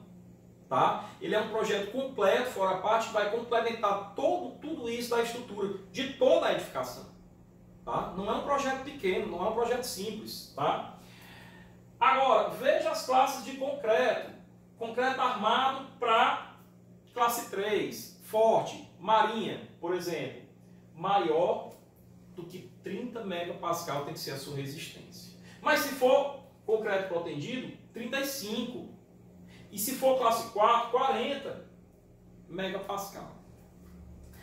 O que é que a gente vê? O que é que a gente vê na prática? Muitas vezes o calculista se furta disso daqui. Tem muita gente, pessoal, que se moldou fazendo na prática e tomando decisões na prática, mas não conhecendo a norma. É óbvio que os softwares que nós temos hoje levam em consideração, mas naquilo que cabe a tomada de decisão por parte do projetista, o projetista tem que atenção à norma, zelo, tá? E tem que especificar, a maioria nem especifica qual é a relação água-cimento. E aí depois de um tempo você tem fissura, e a fissura abre para carbonatação, para cloreto, para sulfato externo, abre para tudo. Tá? Então é muito importante você respeitar essa tabela. E aí eu tenho aqui ainda a questão do cobrimento. De acordo com as 4 classes, está aqui a tabela 7.2 da mesma norma. Tá? Concreto armado, por exemplo, se eu pegar viga ou pilar, para a classe 3, ambiente marinho, ou determinados tipos de indústria, 40 milímetros de cobrimento. O que é que você costuma ver por aí? Generaliza 30 milímetros de cobrimento. 30, pessoal, é pequeno, ó, abaixo dele só tem 25. E tem aqui, ó, ambiente rural para laje, 20 megapascal. Mas para viga e pilar, 25. Então 30 é muito pouco. Se você pegar um ambiente marinho, para laje é 35, para viga é 40. Se for concreto protendido, 40 ou 45. Tem que respeitar esse norma. Tá? Então é muito importante, aqui eu falei de fator água-cimento, aqui eu falei de resistência do concreto e aqui eu falei de cobrimento das armaduras. Tudo isso é obrigação do projeto de estrutura. Eu não posso ensinar a falar de impermeabilização sem falar de corrosão e sem falar de concreto. Bom, e aí, agora falar da cura. Né? Eu tenho 2 gráficos aqui super interessantes. Super interessantes. Olha, pessoal, isso aqui é um ensaio que foi feito numa câmara de carbonatação. Colocou-se lá 28 testemunhos, 28 copos de prova de concreto. Tá? O primeiro deles ficou exposto à seguinte relação para a cura: um dia molhado, cura úmida, e 27 dias de cura seca, sem água. O segundo, 2 dias de cura úmida, 26 de cura seca. A relação mínima que a norma exige, 7 dias de cura úmida. E no extremo, 28 dias de cura úmida, 0 de cura seca. Olha o que está escrito aqui, ó, profundidade de carbonatação, que é aquela espessura à frente de carbonatação, que eu já tinha mostrado no início dessa aula de hoje. Olha o que acontece com a frente de carbonatação quando eu tenho uma relação água-cimento alta, de 0,65. Olha o que acontece, ó. Eu tenho aqui, pessoal, 22, 23 milímetros de frente de carbonatação. Se eu borrifar a fenolftaleína aqui, não vai dar nada. Se eu fizer num projeto um cobrimento de 25, eu já estou na iminência de começar a corrosão da armadura. E se eu tiver um erro de ter início de concretagem e a armadura colar encostar da laje, por exemplo, encostar na forma, reduzindo, o cara pisou, acontece muito isso na execução, o cara pisa na ferragem, na armadura, aí a armadura desce em concreto. Reduz quem? Reduz cobrimento. Se isso acontecer, já foi, essa ferragem aqui já está em processo de corrosão. Então, ainda nessa relação água-cimento alta, ruim, de 0,65, se eu tiver uma cura de um dia, cura úmida de um dia, eu vou ter 23 milímetros aí aproximadamente de frente de carbonatação. Se eu tiver 7 dias, que é o mínimo que a norma exige, isso aqui cai para 15, ok? Mas ainda é alto. Agora, se eu tiver os 28 dias, ó, um pouquinho mais que 10, 11, 12 milímetros. Cai muito, é metade disso, com uma cura bem feita. Simplesmente com uma cura bem feita. Agora, se eu pegar essa mesma cura e melhorar um pouquinho a relação água-cimento para 0,45, eu só fiz melhorar a qualidade do meu concreto, olha como esse máximo cai de 25 para 13. E olha como esse melhor resultado ainda cai de 12 para 5. Agora, se eu quiser um concreto extraordinário, com água-cimento baixa de 0,3, e essa linha vermelha está no 0. Por quê? Porque aqui foi feita uma adição à base de éter policarboxilato, que é a última geração de aditivo hoje. Ele é usado para reduzir a quantidade de água no concreto. Olha o que é que vai acontecer. Se eu utilizar esse aditivo, com a utilização desse aditivo, eu não vou ter frente de carbonatação. Eu zero, eu elimino o problema. Com custo a mais de um aditivo, com custo adicional de um aditivo. Obviamente, se eu não usar o aditivo, mas tiver uma relação água-cimento 0,3, eu vou ter uma curva parecida com essa, só que inferior. Mas ok, eu entendi, professor, esse gráfico e esse outro fala de quê? Esse outro, pessoal, ele fala da carga passante. Isso aqui é um outro ensaio que foi feito também nessa câmara de carbonatação, que ele visa medir a resistividade. Ele passa uma corrente elétrica em coulombs nesse concreto, e quanto mais poroso for o concreto, quanto mais úmido o concreto tiver, maior a carga passante. Quanto maior a carga passante, maior a profundidade de carbonatação. Ruim. Eu não desejo isso. Mais uma vez eu zero com esse aditivo. Tá?